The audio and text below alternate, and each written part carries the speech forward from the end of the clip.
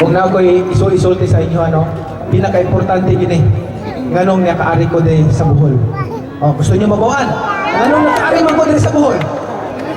Nganong nakaari ko din sa Bohol? Ito. Si Pastora Maria. Si Pastora Maria, Sister Maria, pumunta sa Jinsan pagkatapos ng lindol dito sa Bohol. Pagkahuman sa linog, di ba? No? Iadto siya dito sa Jinsan.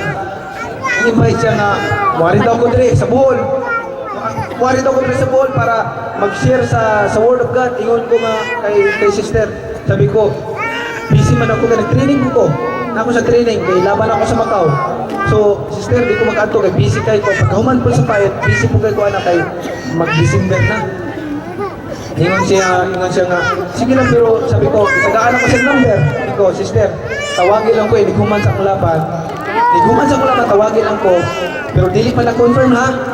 Ato pang i-confirm na kung available ko. So, ngari, tawag na, pagkagabi, ato isoon, sultihan ka mo. Pero pasayluwa ko ninyo kung siya ako may sulti. Pero mauna yung mensahe sa kwa. Dili na ako pwede nga pagkuhon. Dili na ako pwede pagkuhon kung sa ito yung mensahe sa kwa. Nag-iingon sa kwa sa damgo na ko. No? Pagkagabi ato, ipakita sa kuwang isuon. Ipakita na ko. Nagkaan kay mga tao, naglingkod lang sa kanang balasbay. Una na, naglingkod lang siya, nagulat sila kanang preacher ba. Ipakita sa pa, nakita naman yung mga tawhanan eh. Adto dito, kung ingna sila, mag-repent because it's near. And what happened here is not reality. It's a punishment. Yun ang mensahe po, pasensya na po kayo. Pero sinusunod ko lang po kung ano sa akin. Sabi niya, tell them to repent because it's near. And what happened here is not reality, it's a punishment. And preach Mark 13 and Luke 13. I-preach ko raw sa inyo yung Mark 13 at saka Luke 13. So pagka-upa ito, ipasa na po ang Luke 13. Ang Mark 13, palo naman ko alam, may sign of times na siya. So ipasa na po ang Luke 13. Tama po. About repentance. So at least maluwag na sa kasing-kasing nga naisulti na nako sa inyo ha. Maunay mensahe katong nagdamgo ko. Pero I believe katong pagdamgo nako, kabalo ka pagdamgo nako. Isuon pagdamgo nako, iko unsaon man ako ni pagsulti sa mga tao. Hunahuna jud ko. Nangayo pa kay kong opinion sa uban ako mga kaubang pastor. Ingon ko nga, pastor unsaon man ako paingon ni, unsaon ako paingon ka pag-repeat because it's a punishment baka masuko sila sa kuha. Ingon siya, ina lang siya nga, ina lang po nga, pwede naman ingon nga it's a wake up call. Pero pag ingon ako, it's a wake up call, muragyaan akong lughan, dili mo pwede utruhon ang pulong sa Ginoo nga gisulti sa imo ha. Sulti gyud mo. Mao ka na mga igsoon. Mao ka to mga igsoon, kabalo ka. Kabalo ka to. Nya paghuman na to, ikaw Basig damgo ra to nako gyud, damgo ra to. Basig ka nang kakapoy ra to nako sa training, kay heavy training man ko ato. Iko basig kakapoy ra to nako. Utong gano na ko kakapoy ra siguro to nako nya. Malto kog buhol, bro. Kuan man kanang busy man kay ko. Ana ko ba? Basig kakapoy ra to nako ba? Ana ko. Pagkasunod gabi nagdambol po ko.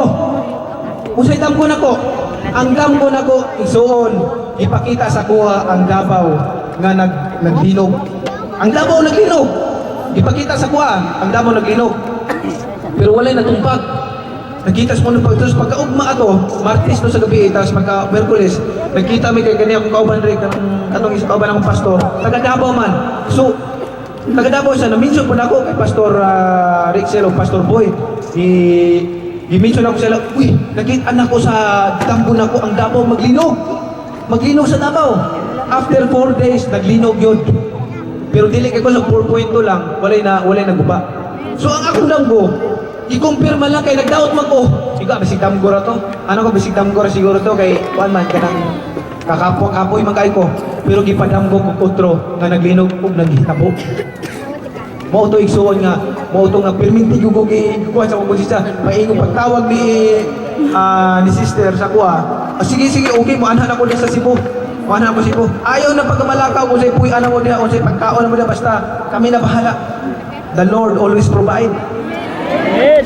mo na ikwento nga, nakaari ko diri sa buhon nga, isulti yun, ipaabot sa inyo. At least, napaabot na ko sa inyo ha, nga, ingon siya nga, maghinulsol daw tang tanan. Maghinulsol daw tang tanan. Basit nagtuuta ka mga namatay sa bagyo, sa lindol, sila lang makasalano, kitang tanan. Kasama ko, kinala maghinulsol tang tanan. Maghinulsol ta, o tanaw na to, maayo ang atong kaugalingon. Nagkita ba yun, masave o dili. Now, at least makabalo ta kung nagabasa ta ang Bible. Makabalo yun ta kung unsay atong buhaton para masunod na to siya na tama. In Matthew 5 verse 48 it says, "Be perfect, therefore as your heavenly Father is perfect." Amen ba? Amen. Namay kayo tanan, igsuon. So mo na nagpasalamat jud ako sa atong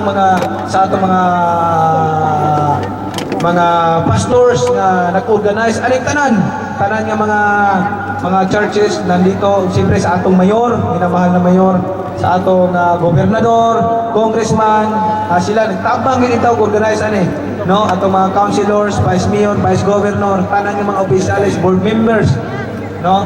Na nagtabang kinabangay tanan mga churches nagkinabangay para mahimo kining gathering diri karong adlaw. O ang Ginoo nag-provide kanato og maayong panahon. Amen. Kay gusto niya madunggan ninyo ang maayong pulong gikan sa yaha. Dili ako isa lamang ka instrumento igsoon.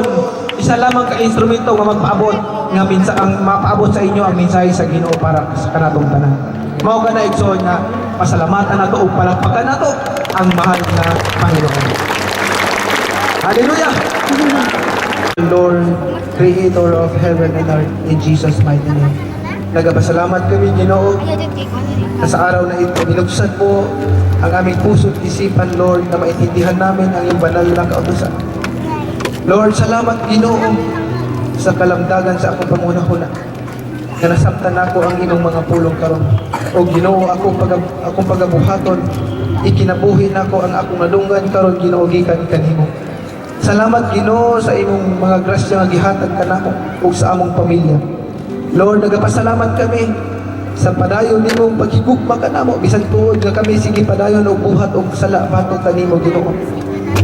Ikaw lamang Ginoo ang nagmugna ng tanan sa langit ug sa yuta. Tanan dungog ug himaya alang lamang kanimo Ginoo. Wala nay lain. Wala kami mahimo kung wala ka sa among kinabuhi Ginoo. Usa ginakinahanglan namo ang imong gabay. Ay mong patnubay sa matag adlaw, Ginoo. We need you, Lord. Thank you so much for the guidance and the protection. And you have a good plans for us. Plans to prosper us and not to harm us. Plans to give us hope in the future. Thank you so much, Father God, for everything. For your grace and mercy. And your love endures forever. In Jesus' mighty name, everybody say, Amen.